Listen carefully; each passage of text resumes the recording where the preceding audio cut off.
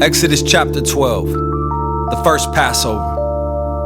While the Israelites were still in the land of Egypt, the Lord gave the following instructions to Moses and Aaron. From now on, this month will be the first month of the year for you. Announce to the whole community of Israel that on the 10th day of this month, each family must choose a lamb or a young goat for a sacrifice, one animal for each household. If a family is too small to eat a whole animal, let them share with another family in the neighborhood. Divide the animal according to the size of each family and how much they can eat. The animal you select must be a 1-year-old male, either a sheep or a goat, with no defects. Take special care of this chosen animal until the evening of the 14th day of this first month.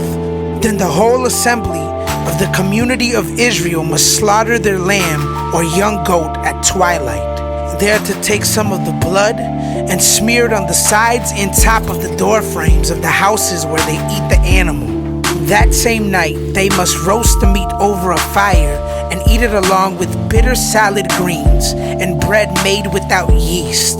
Do not eat any of the meat raw or boiled in water. The whole animal, including the head, legs, and internal organs, must be roasted over a fire. Do not leave any of it until the next morning. Burn whatever is not eaten before morning. These are your instructions for eating this meal. Be fully dressed, wear your sandals, and carry your walking stick in your hand. Eat the meal with urgency, for this is the Lord's Passover. On that night, I will pass through the land of Egypt and strike down every firstborn son and firstborn male animal in the land of Egypt. I will execute judgment against all the gods of Egypt, for I am the Lord. But the blood on your doorpost will serve as a sign, marking the houses where you are staying. When I see the blood, I will pass over you. This plague of death will not touch you when I strike the land of Egypt. This is a day to remember. Each year, from generation to generation, you must celebrate it as a special festival to the Lord. This is a law for all time. For 7 days, the bread you eat must be made without yeast. On the first day of the festival, remove every trace of yeast from your homes. Anyone who eats bread made with yeast during the 7 days of the festival will be cut off from the community of Israel. On the first day of the festival, and again on the 7th day, all the people must observe an official day for holy assembly. No work of any kind may be done on these days except in the preparation of food. Celebrate this festival of unleavened bread, for it will remind you that I brought your forces out of the land of Egypt on this very day. This festival will be a permanent law for you. Celebrate this day from generation to generation. The bread you eat must be made without yeast from the evening of the 14th day of the first month until the evening of the 21st day of that month. During those 7 days, there must be no trace of yeast in your homes. Anyone who eats anything made with the yeast during this week will be cut off from the community of Israel. These regulations apply both to the foreigners living among you and to the native-born Israelites. During those days, you must not eat anything made with yeast. Wherever you live, eat only bread made without yeast. Then Moses called all the elders of Israel together and said to them, Go, pick out a lamb or young goat for each of your families and slaughter the Passover animal. Drain the blood into a basin. Then take a bundle of hyssop branches and dip it into the blood. Brush the hyssop across the top and sides of the door frames of your houses, and no one may go out through the door until morning. For the Lord will pass through the land to strike down the Egyptians. But when he sees the blood on the top and sides of the door frame, the Lord will pass over your home. He will not permit his death angel to enter your house and strike you down. Remember, these instructions are a permanent law that you and your descendants must observe forever. When you enter the land the Lord has promised to give you, you will continue to observe this ceremony. Then your children will ask, "What does this ceremony mean?" And you will reply, "It is the Passover sacrifice to the Lord. For he passed over the houses of the Israelites in Egypt, and though he struck the Egyptians, he spared our families." When Moses had finished speaking, all the people bowed down to the ground and worshiped. So the people of Israel did just as the Lord had commanded through Moses and Aaron.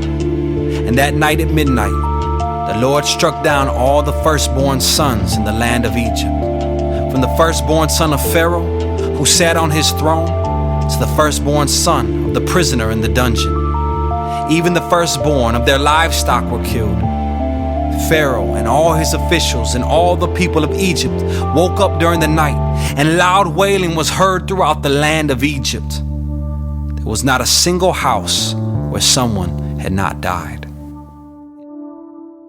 Israel's exodus from Egypt. Pharaoh sent for Moses and Aaron during the night. "Get out," he ordered. "Leave my people and take the rest of the Israelites with you. Go and worship the Lord as you have requested. Take your flocks and herds as you said, and be gone. Go, but bless me as you leave." All the Egyptians urged the people of Israel to get out of the land as quickly as possible, for they thought, "We will all die." The Israelites took their bread dough before yeast was added. They wrapped their kneading boards in their cloaks and carried them on their shoulders. And the people of Israel did as Moses had instructed. They asked the Egyptians for clothing and articles of silver and gold. The Lord caused the Egyptians to look favorably on the Israelites. They gave the Israelites whatever they asked for. So they stripped the Egyptians of their wealth. That night the people of Israel left Ramses and started for Succoth. There were about 600,000 men, plus all the women and children. A rabble of non-Israelites went with them, along with great flocks and herds of livestock. For bread they baked flat cakes from the dough without yeast they had brought from Egypt. It was made without yeast because the people were driven out of Egypt in such a hurry that they had no time to prepare the bread or other food. The people of Israel had lived in Egypt for 430 years. In fact, it was on the last day of the 430th year that all the Lord's forces left the land. On this night, the Lord kept his promise to bring his people out of the land of Egypt.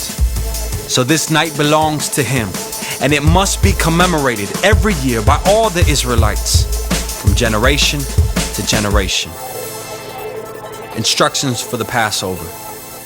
Then the Lord said to Moses and Aaron, "These are the instructions for the festival of Passover.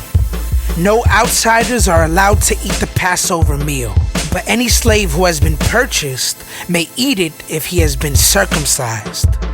Temporary residents and hired servants may not eat it. Each Passover lamb must be eaten in one house. Do not carry any of its meat outside, and do not break any of its bones. The whole community of Israel must celebrate this Passover festival. If there are foreigners living among you who want to celebrate the Lord's Passover, let all their males be circumcised. Only then may they celebrate the Passover with you like any native-born Israelite. But no uncircumcised male may ever eat the Passover meal. This instruction applies to everyone, whether a native-born Israelite or a foreigner living among you." So all the people of Israel followed all the Lord's commands to Moses and Aaron. On that very day, the Lord brought the people of Israel out of the land of Egypt like an army.